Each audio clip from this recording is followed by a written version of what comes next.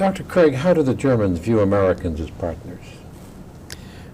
Well, I think probably the love affair of the Adenauer period has somewhat faded of late. Starting in the Carter years, I think they became rather nervous about the American relationship.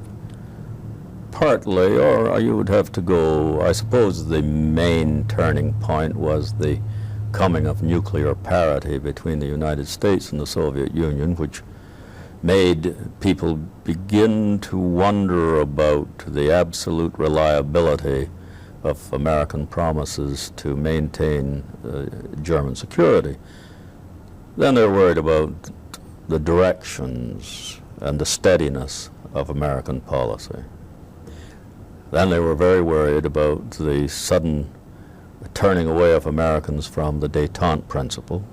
And finally, they were very worried about the rhetoric with which Mr. Reagan blew into office, and the policies, of course, the armament policy followed by Mr. Reagan's administration ever since.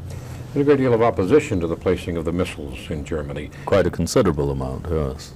Your Green Party and these splinter groups, they're very vocal. How strong and how much support do they have? Well, I have always taken the line that we would make a very grave mistake if we underestimated the strength. You can measure the size of demonstrations before and after the placing of the missiles and reach the comforting conclusion that the protest movement is dead. I would think we're going to see a good deal more as this goes on. I have heard Germans say that when the Star Wars issue becomes actual, that the demonstrations against that are going to put the earlier demonstrations to shame, that there's going to be violent opposition, and that any number of other things can happen. In other words, the elements of a strong anti-American feeling are still there. Nothing was settled by putting the missiles in. And of course it didn't help with the gas pipeline crisis, no, reversal of policy. No, and this again convinces a lot of Germans that we have no clear idea of our interests. We have no consistency in our policy. We say one thing and do another, and we expect them simply to fall into line, and they are becoming a little fed up with simply falling into line. And I think this is behind what we hear about the new Identitätsproblem, the problem of German identity, which is closely allied with German nationalism. Now, this has nothing to do with nationalism of the old style, but it is a new questioning. I mean, what are we in this world? Are we going on to be a kind of satellite of the United States with no independent policy at all? If so, what does that mean, and where is that going to take us? Because a great number of Germans, this would include the left wing of the Social Democratic Party, the Greens certainly, but it goes beyond that into all sections of society, are beginning to feel that our policy is not only unreliable, but really very dangerous. We've heard of the radical proposal of taking American troops out of Germany. It's time we left the country physically. Is that such a radical proposal? Couldn't we exact some sort of compromise or exchange for taking our troops out of Germany? I shouldn't think we would be able to make a very good bargain. We could always get something from the Soviets in negotiations if we promised that, but I don't think it would pay us to do so. We would only have to pull our troops back 3,000 miles, of course, or a little bit more, but that's an awful long psychological 3,000, 4,000 miles, whereas the Russians aren't very far away, and it's all land all of the way. As soon as we cross the water, it's going to be much more dangerous to get back in. And then that throws the whole question of the deterrence in Europe in question. When you have troops in being there, you are more persuasive. And of course, as long as you have troops there, there is at least one layer between the present situation and a nuclear war, if it comes to hostilities. Which is why more and more people, both here and in Germany, are saying that what George Kennan says, you know, nuclear weapons aren't weapons at all. What we really need is more conventional weapons. That's the way to go. And that is the way that would give us a reasonable amount of security. Well, you and I know how many obstacles there are to that argument, too. The first being financial. Nobody wants to pay enough money to build up conventional forces.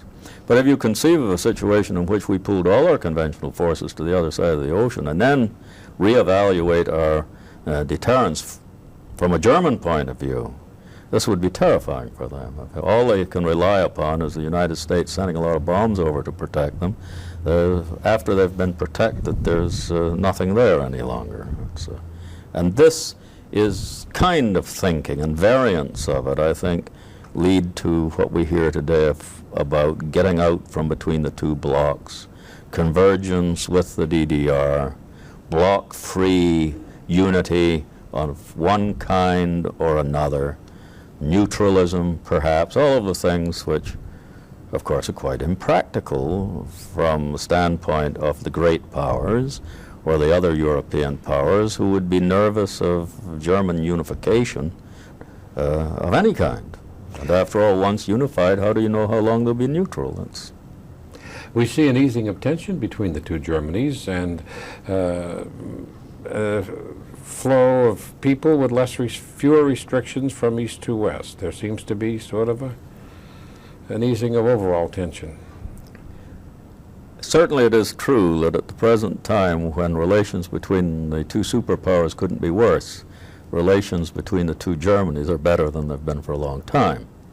The movement of people, ordinary people, for instance, the quite sizable number of peoples who have been allowed in the East to come to the West, that's a bit delusive, because Honecker was getting rid of a lot of his dissidents, and this was carried to such an extent that people in the West began to worry about the job market. More interesting, I think, is the increased exchange on the official level between the two sides. A number of West German politicians going to the Leipzig trade fair, the fact that Mr. Honecker is scheduled to come west in the fall. These things show greater desire to come together against the superpowers on the outside. But in spite of that, they have reinforced and I believe extended the wall. Exactly. So a lot of this is maneuvering, and a lot of this is rooted in economic needs. After all, increased traffic gives hard cash to Mr. Honecker. And, one final question, Dr. Craig. Do you foresee within 1, 2, 3, 4 generations the reunification of Germany? Oh, I would think that that would depend upon what happens to the European system, and that really means the world system. The relations, everything depends on the relations between the United States and the Soviet Union. I have said and believe that there are signs that the system that we've been living under since the Second World War is beginning to dissolve, that there are signs of strain in both alliances. And of course, if there were complete dissolution, then some form of a combination of the two Germanies might come to pass. It's not going to come by itself.